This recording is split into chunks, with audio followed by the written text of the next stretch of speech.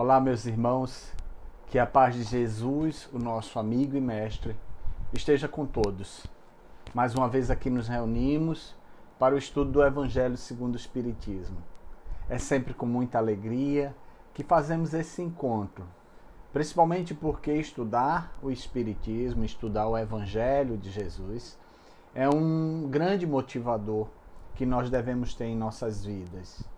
Estudar é necessário para conhecermos de forma mais profunda e segura a doutrina espírita e, acima de tudo, as orientações evangélicas do Divino Amigo e Mestre. E por isso aqui continuamos com o nosso estudo.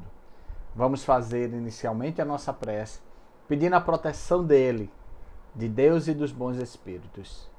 Divino Amigo Jesus, Mestre amado, querido irmão, protetor, médico dos médicos, amigo de todas as horas, pedimos a tua assistência nesse momento para que comeces entrando no lar de cada um dos nossos irmãos que nos assistem nesse momento. E a mim e a todos os meus entes queridos, amigos, irmãos do Centro Espírita Pedro Apóstolo Jesus, para que a tua paz, o teu amor, a tua graça amiga esteja com todos. Permito então, Senhor Jesus, querido Deus, queridos amigos espirituais, vossa permissão para o estudo de hoje. Assim seja. Pois bem, meus irmãos, a gente continua com o estudo do Evangelho segundo o Espiritismo, continuando no capítulo 1, onde estamos estudando o tema central, não vim destruir a lei. E hoje o tema de estudo é Aliança da Ciência e da Religião. É um tema bem interessante porque a gente vai discutir onde é que esses dois assuntos, se encontram, se cruzam. Mas antes que façamos o nosso estudo, vamos ler uma mensagem separada por mim do livro Caminho, Verdade e Vida, psicografada por Chico Xavier através da orientação do Espírito Emmanuel. O nome da mensagem, o título da mensagem é Ciência e Amor, que assim começa. A ciência pode estar cheia de poder, mas só o amor beneficia. A ciência, em todas as épocas, conseguiu inúmeras expressões evolutivas. Vemo-la no mundo exibindo realizações que pareciam quase inatingíveis. Máquinas enormes cruzam os ares e o fundo dos oceanos. A palavra é transmitida sem fios a longas distâncias. A imprensa difunde raciocínios mundiais. Mas para essa mesma ciência pouco importa que o homem lhe use os frutos para o bem ou para o mal. Não compreende o desinteresse nem as finalidades santas. O amor, porém, aproxima-se de seus labores e retifica-os, conferindo-lhe a consciência do bem. Ensina que cada máquina deve servir como utilidade divina no caminho dos homens para Deus.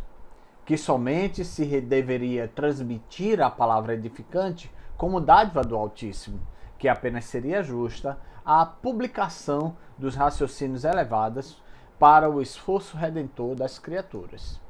Se a ciência descobre explosivos, esclarece o amor quanto à utilização deles na abertura de estradas que liguem os povos.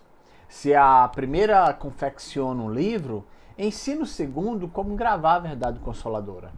A ciência pode concretizar muitas obras úteis, mas só o amor institui as obras mais altas. Não duvidamos de que a primeira, bem interpretada, possa dotar o homem de um coração corajoso. Entretanto, somente o segundo pode dar um coração iluminado. O mundo permanece em obscuridade e sofrimento, porque a ciência foi assalariada pelo ódio e só alcançará o porto de segurança quando se render plenamente ao amor de Jesus. Tá aí. A ciência, quando se liga à religião, ela se torna redentora, Ela se torna servidora para o bem.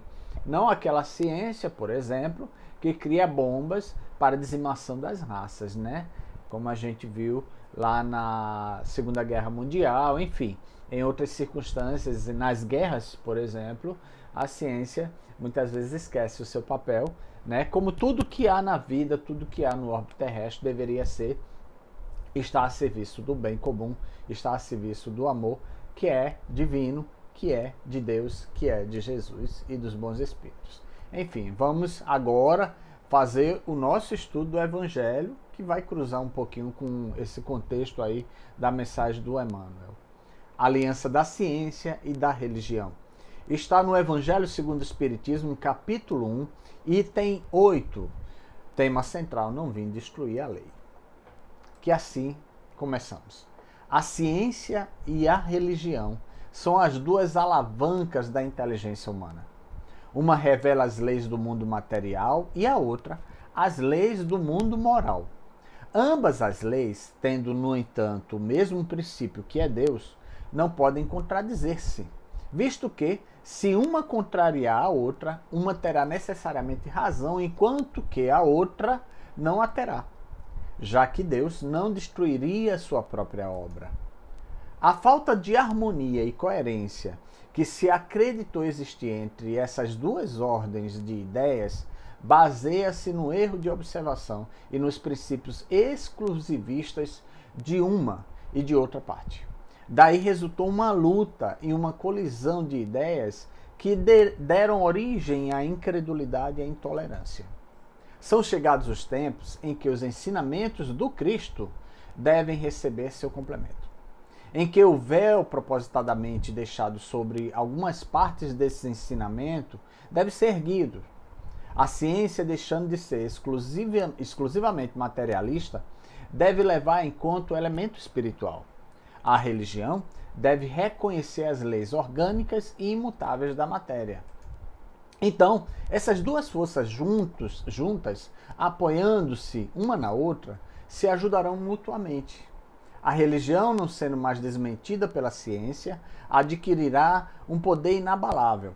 Estará de acordo com a razão, já não podendo mais se opor à irresistível lógica dos fatos. A ciência e a religião não puderam se entender até os dias atuais, pois cada um, examinando as coisas do seu ponto de vista exclusivo, repeliam-se mutuamente.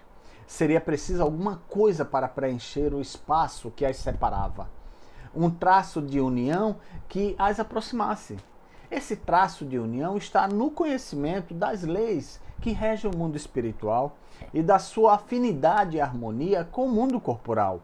Leis tão imutáveis quanto as que regem o movimento dos astros e a existência dos seres. Estas afinidades, uma vez constatadas pela experiência, fazem surgir uma nova luz. A fé se dirigiu à razão. A razão não encontrou nada de ilógico na fé e o materialismo foi vencido. Mas nisso, como em tudo, há pessoas que ficam para trás até serem arrastadas pelo movimento geral que as esmaga, se tentam resistir ao invés de o acompanhar. É toda uma resolução moral que se opera neste momento e que trabalha e aperfeiçoa os espíritos. Após ser elaborada durante mais de 18 séculos, e falando especificamente na época do surgimento do espiritismo, hoje mais de 20 séculos, ela chega à sua plena realização e vai marcar uma nova era da humanidade. As consequências dessa resolução são fáceis de se prever. Deve trazer para as relações sociais inevitáveis modificações, às quais ninguém poderá se opor, porque estão na vontade de Deus e resultam da lei do progresso, que é a sua lei. Pois bem, meus irmãos, falando especificamente desse conjunto, dessa unificação da ciência com a religião, eu posso utilizar especificamente da vivência de então, da experiência que estamos vivendo hoje com esta pandemia. Em momento algum, a religião pode se opor à ciência, uma vez que uma doença nova que surgiu, como esse vírus, o coronavírus, vem justamente com um propósito talvez maior e que nós ainda não conseguimos compreender. E certamente que a ciência vai ter um papel muito importante para trazer o caminho para a cura desse vírus.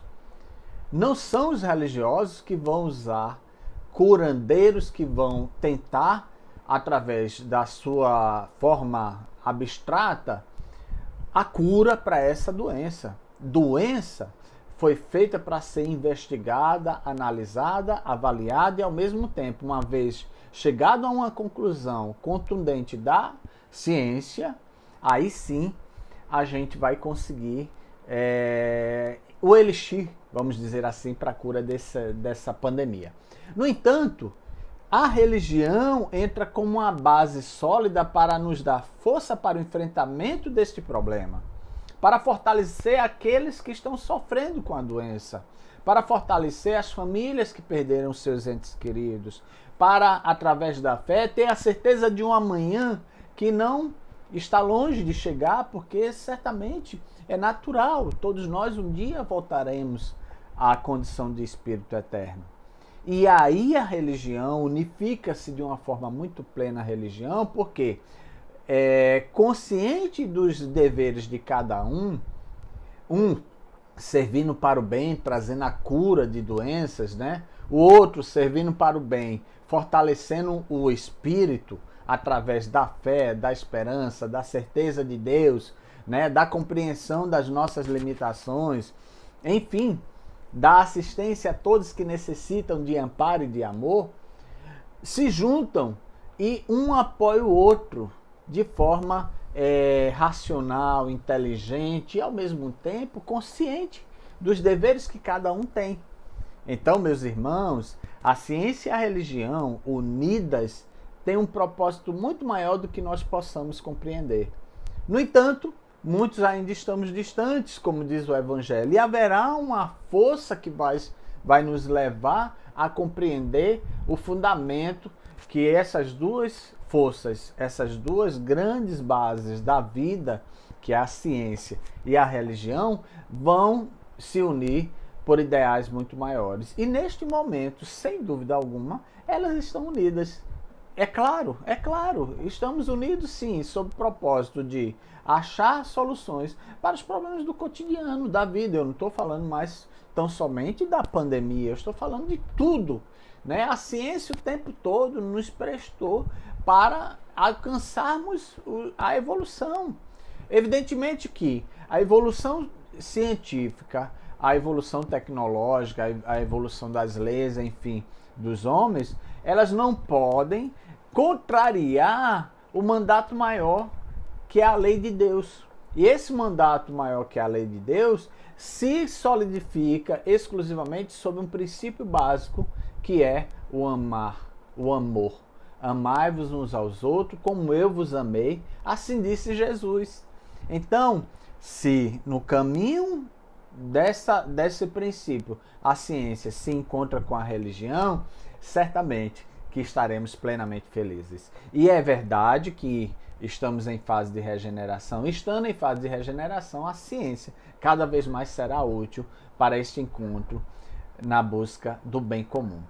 Esse é o fundamento, sim, desse encontro inevitável da religião com a ciência. E Jesus seja a nossa luz e nos ampare. Vamos fazer a nossa prece agradecendo por esse momento. Te agradecemos, Senhor Deus, por esse encontro fraternal. Te agradecemos pelas bênçãos aqui recebidas no estudo deste Evangelho. Ilumina, Senhor Deus, as nossas vidas. Ilumina as nossas famílias. Dai saúde àqueles que necessitam do teu amparo. Nos livra dessa pandemia. Abençoa nossos lares, nossos filhos, nossos irmãos, nossos pais, nossos amigos. Ilumina nossas vidas cotidianas, nossos trabalhos. Abençoa todas as pessoas que fazem parte desse orbe, Senhor Deus, para que todos tenhamos consciência dos nossos deveres perante Ti.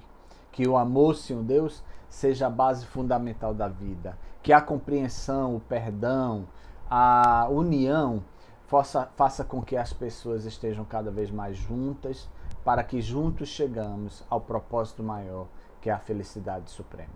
Que a Tua graça maior permaneça conosco. Obrigado, Senhor Deus, por tudo. Assim seja. Pois bem, meus irmãos, obrigado por esse encontro. Fiquem todos com Jesus. Que a paz do Divino Amigo e Mestre esteja conosco e que essa semana seja uma semana de muitas alegrias, de muita paz e, acima de tudo, de muita saúde. Assim seja.